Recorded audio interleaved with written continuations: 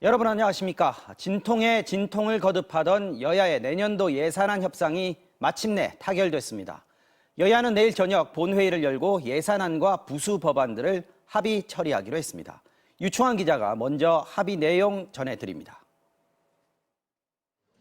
막판 가장 큰 쟁점이 됐던 법인세 인하와 관련해 여야는 법인세 전 구간에서 1%포인트씩 인하하는 걸로 합의했습니다. 당초 법인세 최고 세율 25%를 24%로 낮추자는 의장 중재안에서 인하 대상을 더 넓힌 겁니다. 또 행안부 경찰국과 법무부 인사정보관리단 예산은 정부안에서 50% 감액하는 걸로 합의했습니다. 정식 예산은 삭감하고 일단 예비비를 사용하자고 했던 의장 중재안에서 민주당이 물러선 겁니다. 두 기관에 관한 민주당의 이견과 우려를 해소하기 위해 정부조직법 개정 시에 대안을 마련해서 합의 반영한다. 대신 정부안에서 전혀 반영되지 않았던 이재명표 지역사랑 상품권 예산은 3,525억 원을 편성하기로 했습니다. 또 공공임대주택 관련한 융자 예산도 6,600억 원 증액하고 공공형 노인 일자리 예산 등도 늘리기로 했습니다. 금융투자소득세는 정부 여당안대로 2년간 유예하고 주식 양도소득세는 민주당 주장대로 현행 기준을 유지하기로 했습니다. 주식 양도소득세는 현행대로 과세, 대주주 기준 및 보유 금액 10억 원, 정권거래세는 단계적으로 인하한다. 종합부동산세는 기존 합의대로 1가구 1주택자 과세 기준을 11억 원에서 12억 원으로 올렸습니다. 또 조정지역 관계없이 2주택자에 대해선 기본세율을 적용하기로 했습니다. 여야는 정부 예산안에서 4.6조 원을 감액하겠다고 했지만 여기에 여야가 얼마나 더 증액을 할 것인지에 대해선 추가 논의가 필요하다고 밝혔습니다. 여야는 내일 오후 6시 본회의를 열고 내년도 예산안을 의결합니다. MBC 뉴스 유충환입니다.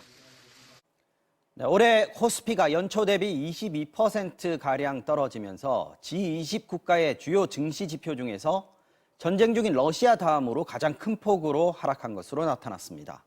부진했던 반도체 산업, 또 글로벌 경기 침체 영향 때문인데요. 내년 전망도 밝지만은 않은 상황입니다. 고재민 기자가 보도합니다. 올해 첫 거래일이었던 지난 1월 3일, 코스피는 2,998.32로 시작했습니다. 3,000선 중반까지 오를 거라던 장밋빛 전망이 무색하게 코스피는 1년 내내 힘겨웠습니다. 지난 9월엔 2,155까지 떨어졌고 10월 들어 잠시 반등이 있었지만 지금은 2,300선에 머물러 있습니다. 지난 20일 현재 코스피는 연초 대비 22% 가까이 하락했습니다. G20 국가 중에선 19위. 한국보다 더 많이 떨어진 건 전쟁 중인 러시아뿐입니다. 사실상 꼴찌입니다. 강력한 방역 조치를 펼친 중국의 상해종합지수보다도 더 많이 떨어졌습니다. 올해 코스피가 유독 부진했던 건 글로벌 경기 침체로 인한 수출 감소, 더불어 반도체 업황이 나빴기 때문입니다. 한국 시장은 반도체에 대한 의존도가 굉장히 높은 나라입니다. 그런데 올해 반도체 경기 하강에 대한 우려가 높아지면서 반도체 주식들이 약세를 나타냈던. 당장 반도체 대표격인 삼성전자와 SK하이닉스, 두 회사의 시가총액만 합쳐도 코스피의 5분의 1 이상을 차지하고 있습니다.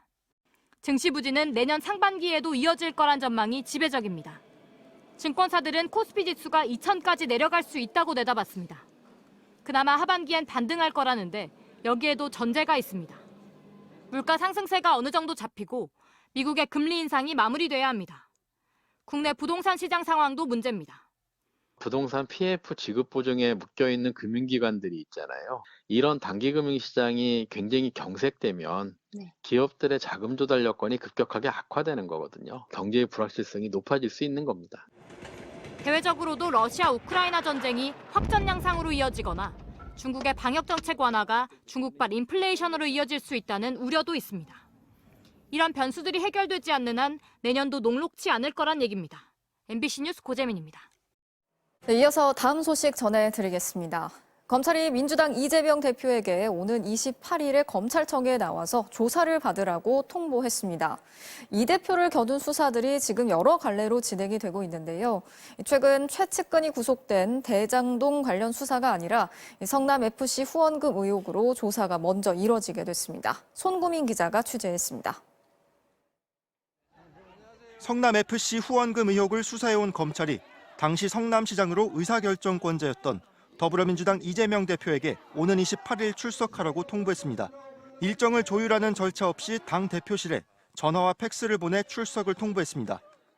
어제 6시 다 돼가는 퇴근 무렵에 소환 통보를 하겠다라고 일방적으로 전화상으로 이야기를 했습니다.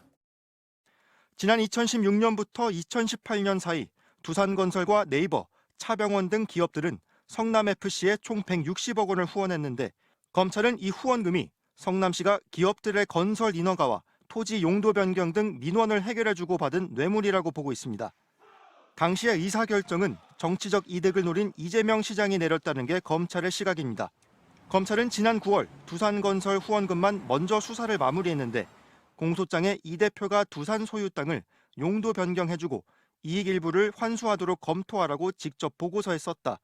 또 이재명 정진상 실무자가 함께 두산이 50억 원을 후원하도록 했다고 적시했습니다. 검찰은 최근 네이버 김상원 전 대표에 이어 뇌물 혐의로 구속된 이 대표의 최측근 정진상 정무조정실장도 어제 조사했습니다. 수사팀은 정 실장에게 6개 후원 기업 중 주로 두산과 네이버의 후원 경위를 확인했으며 이에 따라 이 대표의 조사 역시 이들 기업의 후원 과정에 집중될 것으로 예상됩니다. 검찰은 성남FC 후원금뿐 아니라 여러 사건으로 이 대표를 겨눠왔습니다.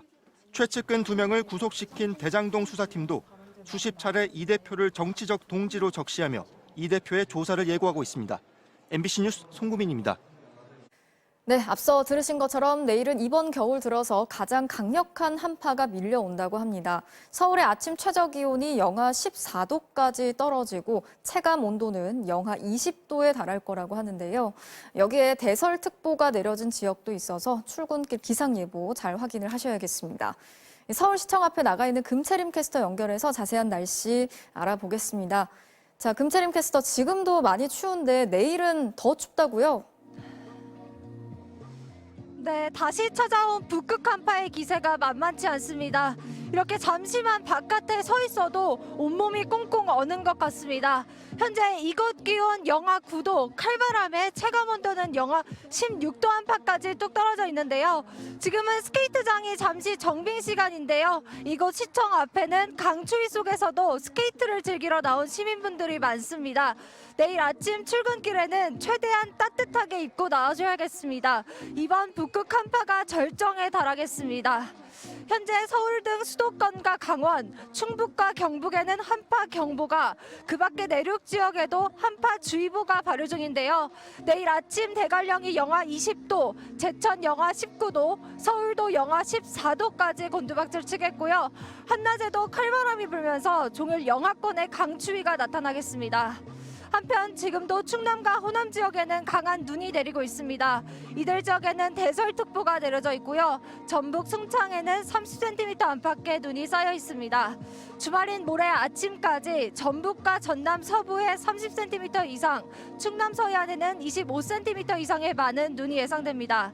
특히 밤사이 시간당 3에서 5cm 안팎의 매우 강한 눈이 쏟아지는 곳이 있겠습니다. 성탄절이 들어있는 주말에도 영하 10도를 밑도는 강추위가 계속되겠습니다. 지금까지 시청 앞에서 날씨 전해드렸습니다.